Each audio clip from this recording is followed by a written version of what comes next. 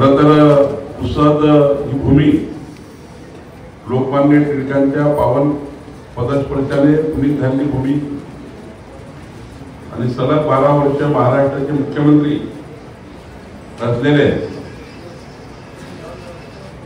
वसंतरावजी नाईक यांच्या या नेतृत्वाने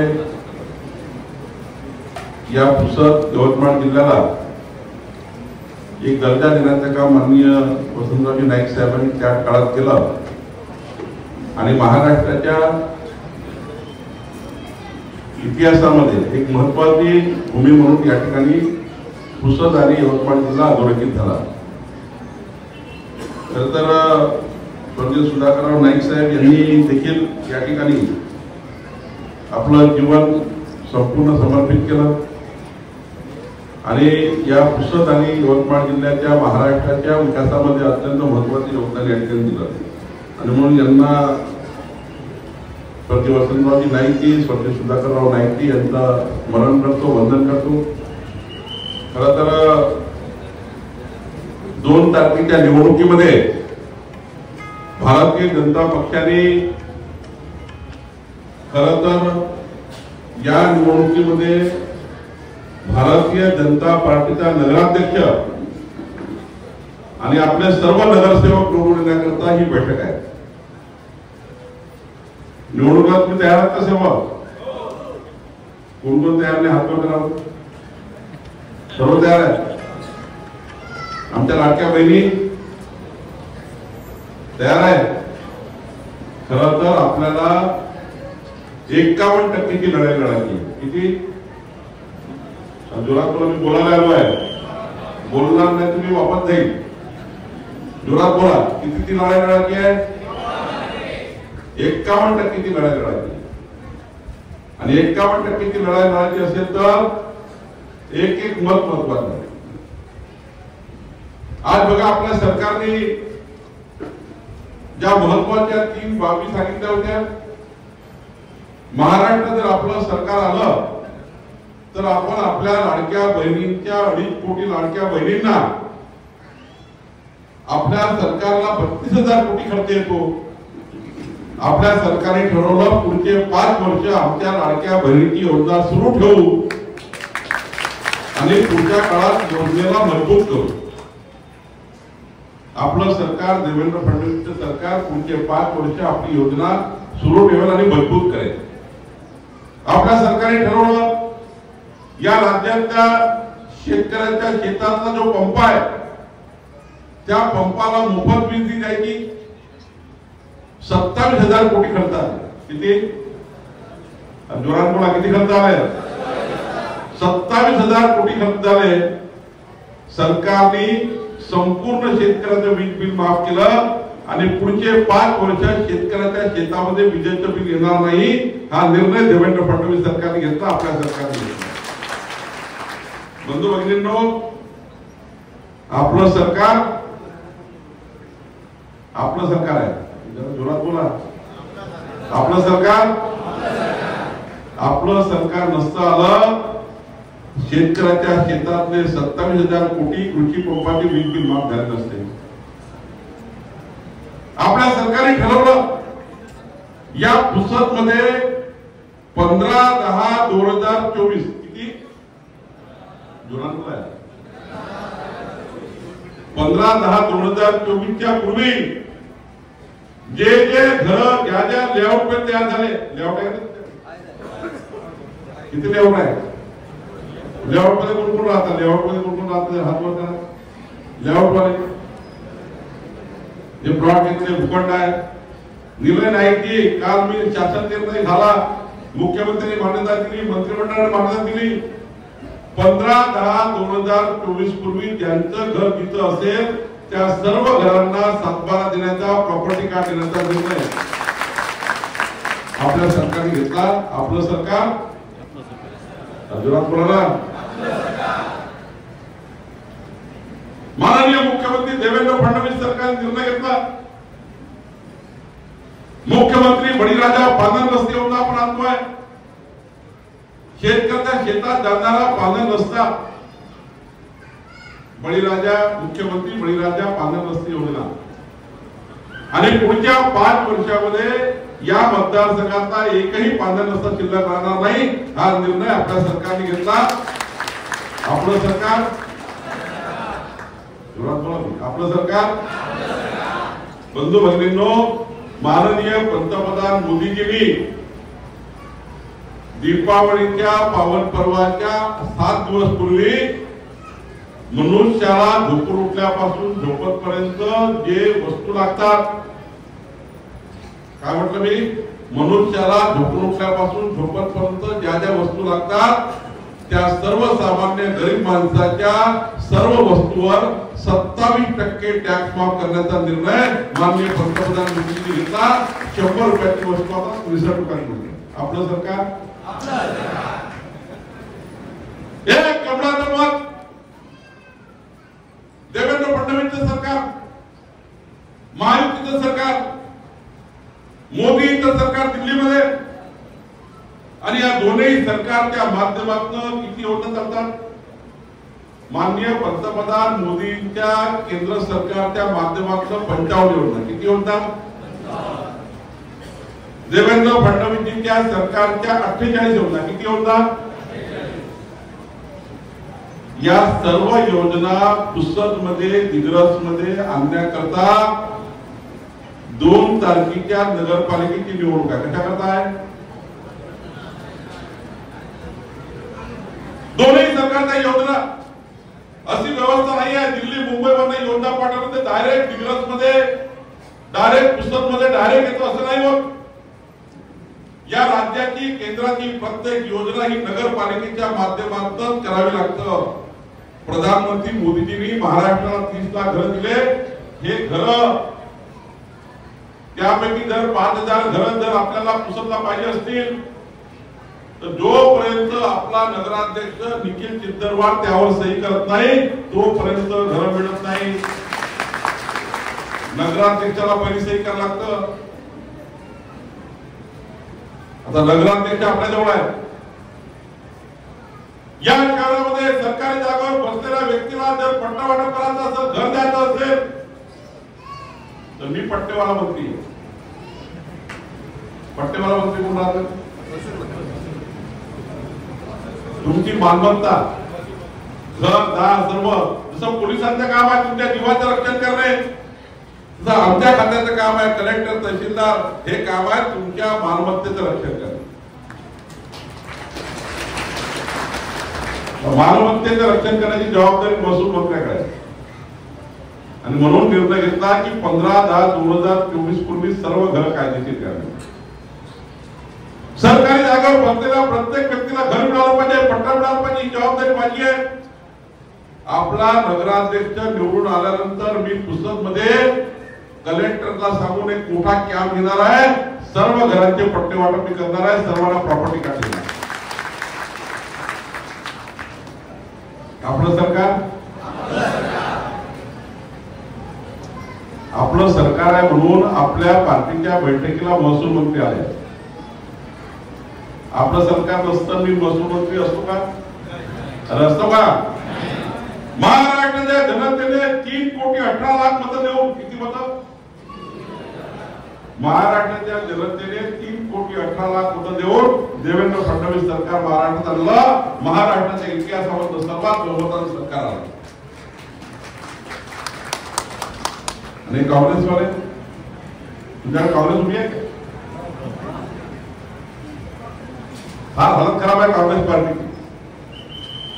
2,18,00,000 मतं काँग्रेस महायुतीला मिळाले, काँग्रेस महाविकास आघाडीला मिळाले। किती, 2,18,00,000 काँग्रेस महाविकास आघाडी आणि भाजपा महायुतीला 3,18,00,000। किती मतांनी जिंकलो आपण, अरे किती मतांनी जिंकलो, 1 कोटी मतांनी जिंकलो आहे। आता 1 कोटीचे कमी होणार आहे का, एकट्या महसूल खात्यामध्ये मी काल जो निर्णय घेतला ते 60 लाख लोकांना फायदा होणार, 60 लाख परिवारांना। कालचा निर्णय जो महसूल खात्याने घेतला 60 लाख परिवारांना फायदा होणार आहे। देवेंद्र फडणवीसच्या वीज बिल माफीचा या ठिकाणी फायदा 40 लाख रुपयाला होणार आहे। 2.5 कोटी लाडक्या बहिणींची योजनेची मजबूतीकरण होणार आहे. काँग्रेस पार्टी 2029 मध्ये सर्वात किंचित पार्टी होणार. काय होणार आहे? कारण काय? मी काल वडट्टीवार त्या गावामध्ये 6000 कार्यकर्त्यांनी पक्ष प्रवेश केला. राहुल बोंबावळा आणि सर्वांनी. काल बाबुराव झाडे काँग्रेसचे नेते त्यांच्या मुलांनी पक्ष प्रवेश केला. महाराष्ट्रामध्ये काँग्रेस पार्टीचे रोज कार्यकर्ते भाजपमध्ये येत आहेत, पार्टी सोडतायत. मी त्यांना विचारलं तुम्ही पार्टी का सोडताय? ते म्हणले साहेब भाजपमध्ये आम्हाला नगरसेवक वगैरे बनायचं नाही, जिल्हा परिषद पाहिजे नाहीये, मोठे मोठे नेते काँग्रेस सोडतायत. त्यांनी सांगितलं या पार्टीची हालत फार खराब झाली आहे. आमच्या पार्टीची हालत अशी आहे की वडट्टीवार नाना पटोलेचं तोंड पाहत नाही, नाना पटोले वडट्टीवारचं तोंड पाहत नाही, दोघंही म्हणून आमच्या सुनील केदारकडे कोणी बघत नाही, तिघे म्हणून यशवंतीताई ठाकूरकडे कोणी विचारत नाही, चौघे म्हणून आपल्या हर्षवर्धन सपकाळे कोणी विचारत नाही, आणि पाचही म्हणून राहुल गांधीला कोणी विचारत नाही. फार काँग्रेस खराब झाली. काँग्रेस पार्टी डुबत आहे. आणि मग अशा वेळी 2029 पर्यंत देवेंद्र फडणवीसचं सरकार आहे. किती पर्यंत आहे आणि किती मता फरक आहे? 5 वर्षात देवेंद्र फडणवीसचं सरकार, आपलं सरकार कमीत कमी 5 कोटी लोकांना अनेक योजना देणार आहे. पुसदच्या प्रत्येक घरापर्यंत केंद्राची राज्याची योजना पोहोचणार आहे. मग आपलं सरकार किती वर्ष राहणार आहे? आपलं सरकार 2047 कोण सांगत?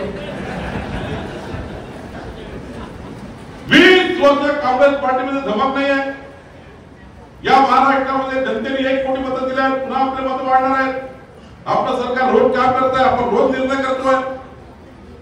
समाजाच्या शेवटच्या गरीब माणसांना दिल्ली मुंबई सरकारची योजना पोहोचण्याकरता नगरपालिकेची निवडणूक आहे. आणि बंधूंनो, नगरपालिकेच्या निवडणुकीमध्ये विकासाची जी गाडी आहे, एक चाक प्रधानमंत्री मोदींचा कुणाचा आहे? एक चाक कुणाचा आहे? अर्जुना साहेब कुणाचं चाक आहे गाडीचं? मोदीजींच्या योजना एक चाक, देवेंद्र फडणवीसजींच्या योजना दुसरं चाक, तिसरं चाक महसूल मंत्री म्हणून मी लावायला आलो पुसदला. चौथं चाक कोणाला लावायचं? हा अर्जुना साहेब चौथं चाक कोणाला लावायचं? कोणाला लावणार? चाक कोण लावणार आहे? तुम्हाला सर्व मिळून एक एक मत जमा करत करत करत करत 51% मतं घेऊन या ठिकाणी निखिल चिंदरवार यांना प्रचंड बहुमताने विजय करून विकासाची गाडी, 4 चाकाची गाडी 100च्या स्पीडने चालवायची. त्या स्पीडनं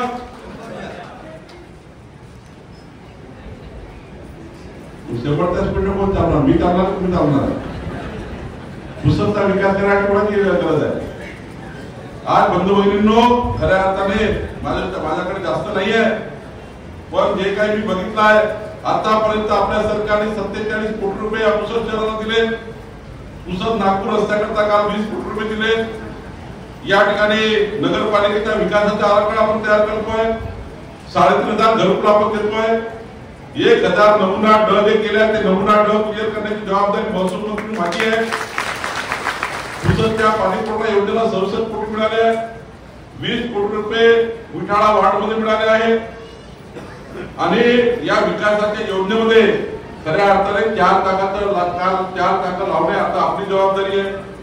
खरं तर ही निवडणूक दोन्ही सरकारच्या योजनाची आहे. तुम्ही जर एक मत चुकीचं दिलं, चुकीचं घेतलं, एक मत चुकीचं जर गेलं तर चंद्रशेखर बावनकुळेचं आमदारकी मंत्रिपद नाही ना देवेंद्र फडणवीसची हाती आहे. 2029 मध्ये देवेंद्रजी मुख्यमंत्री आहे, केंद्रात मोदी पंतप्रधान आहे. आज मोदीचं सरकार पुसदला योजना द्यायला तयार आहे, देवेंद्रची योजना द्यायला तयार आहे, सरकार द्यायला तयार आहे. महसूल मंत्री म्हणून मी काम करायला तयार आहे. पण तुम्ही जर एक मत चुकवलं आणि चुकीचा नगराध्यक्ष बसला तर माझं नुकसान नाही होणार. हो ताई, हो ताई, माझ्याकडे बघा, माझ्याकडे तुम्ही माझ्याकडे बघा, तिकडे का बघू, बोलू नका. मग मी गेला बोला तो, मी गेला बसता आराम एक घंटा बघा बसा. जर एक मत चुकीचं केलं तर देवेंद्रजींचं, मोदींचं, माझं, नितीन गडकरींचं, निलय नाईकचं, आजकाल कोपाट्याचं यांचं भविष्य नाही आहे बाजीराव सुपाऱ्याचं. पण पुसद शहराला दिल्ली सरकार, मुंबई सरकारच्या योजना हे जे विरोधी पार्टीचे लोक आले तर भट्ट्यावर पडल्याची वारणार. पुसदसाठी आपलं सरकार काम करेल. पण या ठिकाणी निलेश निवडून आले, या ठिकाणी आपले चित्तरवार निवडून आले तर मोदीजींच्या, देवेंद्रजींच्या सरकारच्या संपूर्ण योजना जशाच्या तशा पुसदच्या समाजाच्या शेवटच्या माणसापर्यंत पोहोचवेल. आणि जर एक चुकीचे बटन दबले तर वाघ्याचं तेल वळ्यावर, वळ्याचं तेल वाघ्यावर, योजनाचा भट्ट्यावर केल्याशिवाय राहणार नाही आणि पुसद शहराचा सत्यानाश केल्याशिवाय राहणार नाही. तुम्हाला शहराचा सत्यानाश करायचा आहे का? मोदीजींनी काय म्हटलं होतं? मोदीजींनी काय म्हटलं होतं? एक आहे तो जोरात काय म्हटलं होतं मोदीजींनी? जोरात सांगा काय म्हटलं होतं? एक आहे तो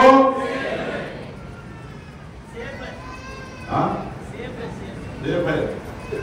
आणि म्हणून ज्या पद्धतीने 2009 मध्ये जाती दंगली या पुसदमध्ये झाल्या,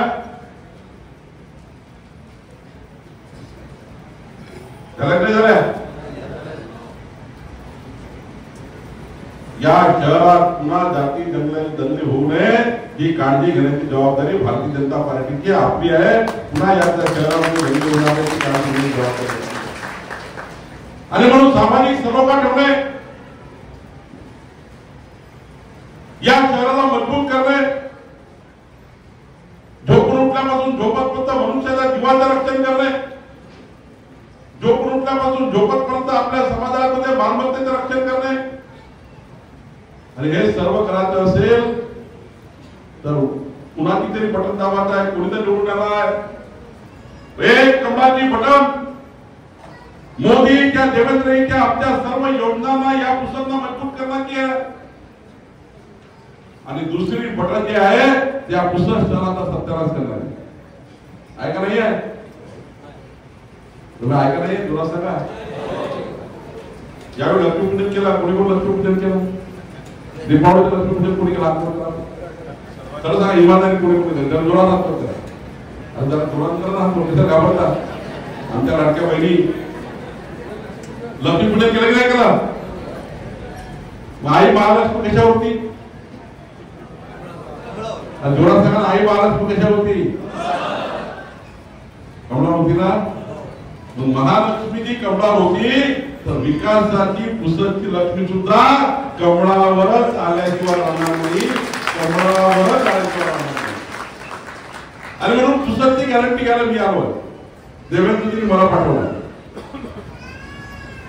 मला सांगितलंय की आज मत मागायला जा, नगराध्यक्षाचे मत मागायला जा आणि नगराध्यक्ष निवडून आल्यावर मंत्रालयाच्या 6व्या मजल्यावरून मुख्यमंत्र्याकडनं वाटेल तेवढा पैसा पुसदला निवडून देण्याची जबाबदारी सुद्धा माझ्यावरती आहे.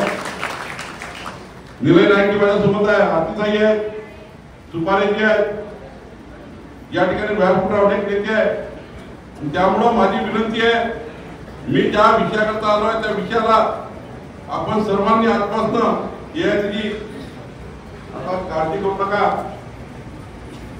2047 पर्यंत आपलं सरकार राहणार आहे आणि आपलं सरकार पुसदचा विकास कोण करणार आहे? कोण करणार आहे? मग त्याची गरज आहे, माझी कोणाची गरज आहे का पुढं? गरज आहे का पुढं बोलायची पाहिजे? त्यामुळे संकल्प करा, हात वर करून संकल्प करा विकासाचा, हात वर करून संकल्प करा विजयाचा. सर्वांनी आजपासून विचार करा, माझ्या आयुष्यातले हे 4 तास मी पार्टीला देईल आणि आपला नगराध्यक्ष 51% मत निवडून आलेला संकल्प करा. तुम्ही हात वर करू, जरा संकल्प पक्का बिंदास जाऊ, तुमच्यावर विश्वास करू. तुम्ही एक मत मिळवा, 5 वर्ष देवेंद्र फडणवीस सरकार विकासाला मजबूत केल्याशिवाय राहणार नाही, एवढंच वचन मी आपल्याला देतो. आणि बंधू भगिनींनो, या ठिकाणी आपल्या सर्वांना विनंती करतो की आजपासून सर्वांनी